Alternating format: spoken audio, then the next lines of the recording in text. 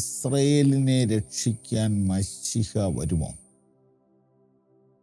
അതിനെക്കുറിച്ച് നമുക്ക് ബൈബിൾ എന്താ പറയുന്നത് നോക്കാം. ഇന്ന് ഞാൻ പറയുന്നത് ഒരല്പം ഹാർഡാണ്, അത്ര ഈസി ആയിട്ട് മനസ്സിലാകത്തില്ല. അതുകൊണ്ട് ഞാനൊന്ന് ശാന്തമായിട്ട് പറയാം.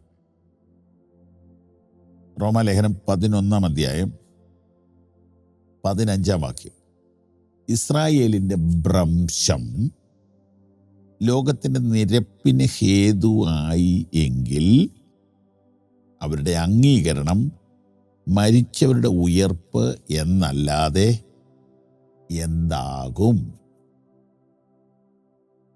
അവരുടെ ഭ്രംശം ലോകത്തിൻ്റെ നിരപ്പിന് ഹേതു ആയി എങ്കിൽ അവരുടെ അംഗീകരണം മരിച്ചവരുടെ ഉയർപ്പെന്നല്ലാതെ എന്താകും എന്ന വാക്യമാണ് നമ്മളിപ്പോൾ വായിച്ചത്. റോമർ 11:15.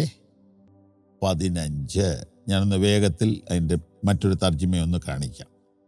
അവരുടെ തിരസ്കരണം ലോകത്തിൻ്റെ നിരപ്പിന് ഹേതുവായെങ്കിൽ അവരുടെ അംഗീകരണം മരിച്ചവരുടെ ഉയർപ്പെന്നല്ലാതെ എന്താകും?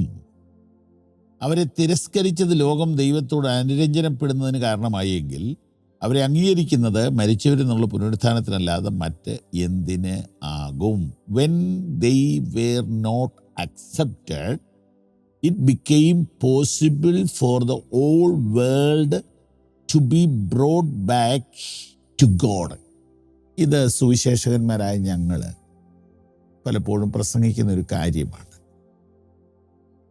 ആത്മീയ വിഷയം, ദൈവിക വിഷയം, അതിനൊരു ദൈവിക ഭാഷയിലേ പറയാൻ പറ്റുള്ളൂ. ക്ഷമിക്കണം. ഇസ്രയേലിനെ ദൈവം തള്ളിക്കളഞ്ഞു. എപ്പോ? ക്രിസ്തുവിനെ ഇസ്രയേൽ തള്ളിയപ്പോൾ. ഇതെപ്പോഴാ? ഓർത്തു നോക്കിയേ. പീലാത്തോസ് എന്നൊരാള് ന്യായാധിപനായിരിക്കുമ്പോഴല്ലേ ക്രിസ്തുവിനെ വിസ്തരിക്കാൻ കൊണ്ടുവന്നേ. അപ്പോൾ പീലാത്തോസിന് ടെൻഷനുണ്ടായി. ഭാര്യ സ്വപ്നം കാണുന്നു, ഭാര്യ കത്ത് കൊടുത്തു വിടുന്നു. ഈ കേസ് നിങ്ങൾ ഇടപെടരുതെന്ന് കത്തിനകത്ത് എഴുതിയിരിക്കുന്നു. പീലാത്തോസ് വെപ്രാളം പിടിക്കുന്നു. പല പ്രാവശ്യം ഇതിൽ നിന്ന് ഊരിപ്പോകാൻ നോക്കി, പറ്റിയില്ല. ഇസ്രായേൽ അങ്ങ് പുരുഷാരങ്ങ് ഇളകി യഹൂദന്മാരെ. അപ്പോൾ പുള്ളി പല പ്രാവശ്യം ചോദിച്ചു, മനുഷ്യൻ ചെയ്ത കുറ്റം എന്തുവാ? ഒടുവിൽ പുള്ളി ഒരു ബുദ്ധി പ്രയോഗിച്ചു. എല്ലാ വർഷവും പെരുന്നാളിന് ഞാനൊരു തടവുകാരന് മോചനം കൊടുക്കാറുണ്ട്. അത് ഈ പ്രാവശ്യം യേശുവിന് കൊടുക്കാൻ ആഗ്രഹിക്കുന്നു. ഇവർക്ക് ഏറ്റവും വിരോധമുള്ള ബർബാസിനെയും കൂടെ നിർത്തി. ഇതിൽ ആരെ വേണമെന്ന് ചോദിച്ചു. അവർ പറഞ്ഞു, യേശുവിനെ ക്രൂശിക്കുക, ബർബാസിനെ വിട്ടേരെ. പുരോഹിതനെ കൊന്ന കേസിലെ പ്രതിയാ ബർബാസ് എന്നാണ് ഞാൻ വായിച്ചിട്ടുള്ളത്.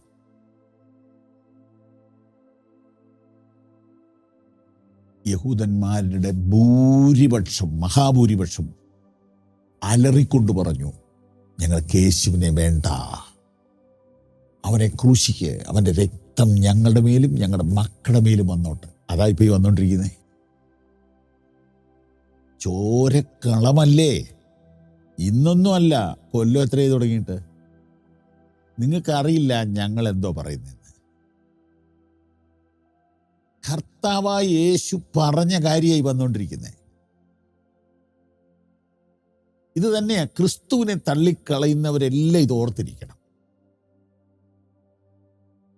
അവൻ്റെ രക്തം നിങ്ങളുടെ രക്ഷയ്ക്ക് വേണ്ടി ചൊരിഞ്ഞതാ, ശിക്ഷയ്ക്ക് വേണ്ടി ചൊരിഞ്ഞതല്ല. എന്നാൽ നിങ്ങളത് രക്ഷയ്ക്കായി ഉപകരിക്കുന്നില്ലെങ്കിൽ അത് ശിക്ഷയായി മാറാതെ എന്ത് ചെയ്യും? അന്ന് മുതൽ ഇന്ന് വരെ 2000 കൊല്ലമായിട്ട് ചോര ഒഴുകുക അവർക്ക്. ഒരൊറ്റ വീടിന് പോലും ബങ്കറില്ലാത്തതില്ല. എൻ്റെ മോൾ അവിടെ ജോലി ചെയ്തതുകൊണ്ട് അറിയാം. എപ്പോൾ സൈറൻ കേട്ടാലും അണ്ടർഗ്രൗണ്ടിൽ പൊക്കോണം. നമ്മളിവിടെ വീട് വെക്കുന്ന പോലെയൊന്നും അല്ല, ഒരു വീട് വെക്കാനുള്ള കഷ്ടപ്പാട്. എന്താ കാര്യം? ഇതാ കാര്യം. എന്നാൽ ബാക്കി അടുത്തത് കേട്ടോണം. അവരുടെ തിരസ്കരണം. അപ്പം അന്ന് തിരസ്കരിച്ചു എന്ന് കർത്താവിൻ്റെ ക്രൂശീകരണത്തിൻ്റെ അന്ന്. അവരുടെ അംഗീകരണം മരിച്ചവരുടെ ഉയർപ്പെന്നല്ലാതെ എന്താകും? അതായത് അവരെ തിരസ്കരിച്ച സമയത്താണ് ജാതികളായ നമ്മളിലേക്ക് ക്രിസ്തു തിരിഞ്ഞത്. അത് ദൈവിക പദ്ധതിയാണ്. അങ്ങനെ നമ്മളെല്ലാവരും കർത്താവിൽ കൂടെ രക്ഷ പ്രാപിച്ചു. ഇന്നും രക്ഷിക്കപ്പെടേണ്ടവർക്ക് പെടാം. എന്നാൽ ഈ യാത്രയ്ക്കിടയിൽ ഒരു ദിവസം ചർച്ച് എന്നുള്ള ചാപ്റ്റർ ക്ലോസ് ചെയ്തിട്ട് യഹൂദൻ എന്ന ചാപ്റ്റർ ഫയൽ ഒന്നുകൂടെ തുറക്കും. അവരുടെ അംഗീകരണം. പക്ഷെ അത് സംഭവിക്കുന്നതിന് തൊട്ട് മുമ്പായിട്ട് ദൈവസഭ എടുക്കപ്പെടുന്നത് 2 ഘട്ടത്തിലായിട്ട്, 2 ലെവലിലാണ്. ഒന്ന്, ക്രിസ്തുവിൽ മരിച്ചവർ ഉയർത്തു വരണം. 2, ജീവിച്ചിരിക്കുന്നവർ രൂപാന്തരപ്പെടണം. ഇവർ രണ്ടും കൂടെ ആകാശത്തിൽ കർത്താവിനെ എതിരേൽപ്പാൻ മേഘങ്ങളിൽ എടുക്കപ്പെടും. അപ്പോൾ ചർച്ചിന്റെ എപ്പിസോഡ് ക്ലോസ് ചെയ്യും, യഹൂദന്റെ ഫയൽ തുറക്കും. അങ്ങനെയാണെങ്കിൽ യേശു കർത്താവിൻ്റെ മടങ്ങിവരവിൻ്റെ ഏറ്റവും മികച്ച അടയാളമാണ് ഇപ്പോൾ മധ്യപൂർവ്വദേശത്ത് നടന്നുകൊണ്ടിരിക്കുന്നത്. നിന്റെ ദൈവത്തെ എതിരേൽപ്പാൻ ഒരുങ്ങിക്കൊള്ളുക. God bless U.